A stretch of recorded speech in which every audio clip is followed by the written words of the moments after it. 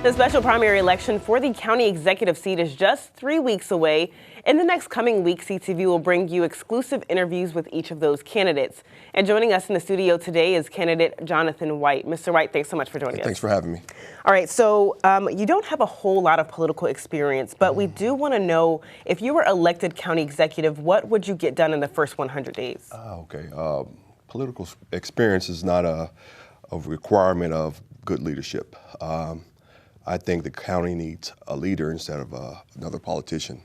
In my first 180 days, my goal is to do a line-by-line review of each expenditure of the budget. My goal is to save 2% from that.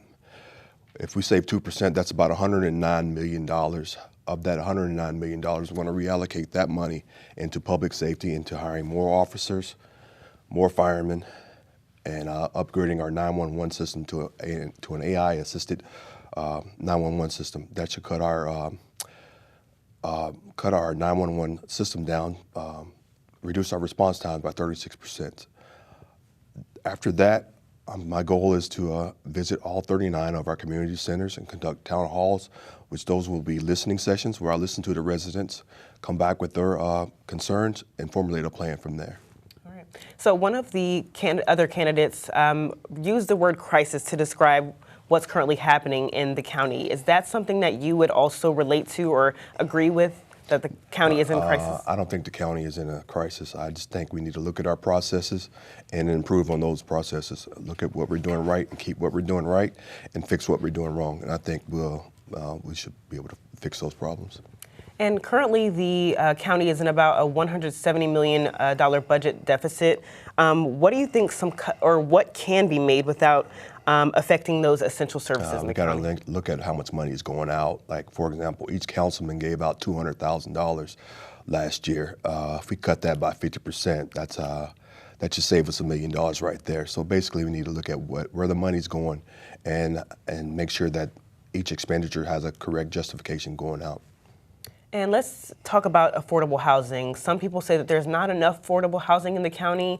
Right now, the average townhome is about $400,000. What are some changes that you would make or propose as far as affordable housing goes? We got to work with developers to offer incentives to developers who offer at least 10% of affordable housing to each development.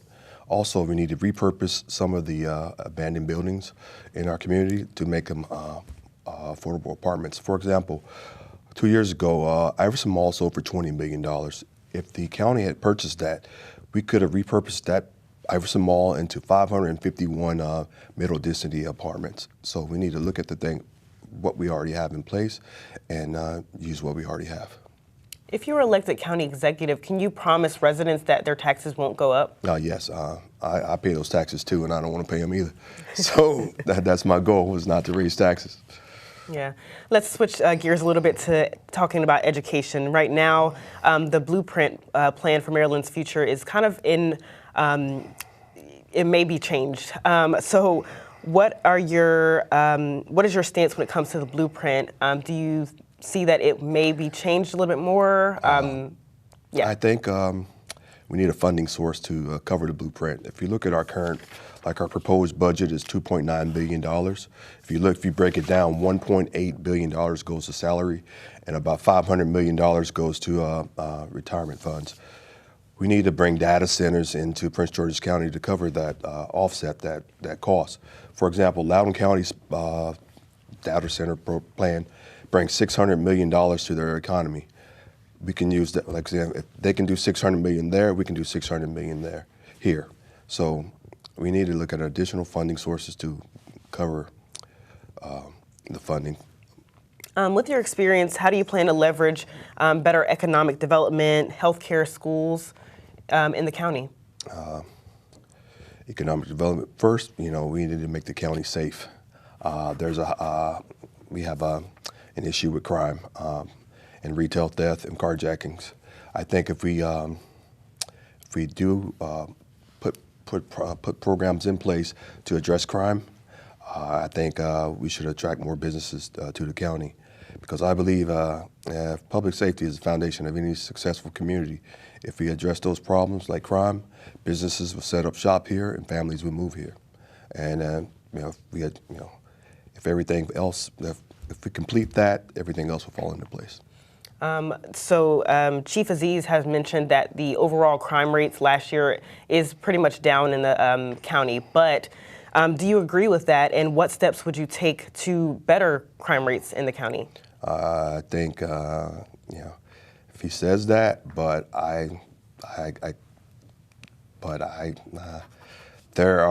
crime is still going on. And like I said, in my neighborhood, there was a carjacking here recently. So crime is still out there, and if it's going down, it's not going down by much. Right now, immigrants represent more than 21% of people in our state's workforce and have a significantly higher labor participation rate than U.S.-born Marylanders, which is critical given that current low unemployment rate and high vacancy rate for jobs. But what are your thoughts currently on the county's workforce? Like I said, I did a search last night on Indeed. There's over 60,000 jobs available here in a 24-mile radius of my zip code. So there's jobs out there. We just got to take advantage of them. The majority of the county's budget goes to education, but still in the county, kids continue to lag behind when it comes to math, science, and reading. Do you have any plan as far as working with the state's Board of Education to improve those? Yes, my goal is to use our 39 community centers in Prince George's County to offer after-school programs that focus on STEM. Right now, the FBI building is currently in jeopardy. What are your plans as far as keeping the FBI building in the county? We have to work with our state leadership and our federal leadership to come up with a plan to keep it here. All right. That's it. Mr. White, thanks so much for joining us in the studio today. Thank you. Appreciate it. All right, the special primary election will be held on March 4th. Make sure to tune in tomorrow as we introduce another candidate, Albert Slocum, only on CTV News.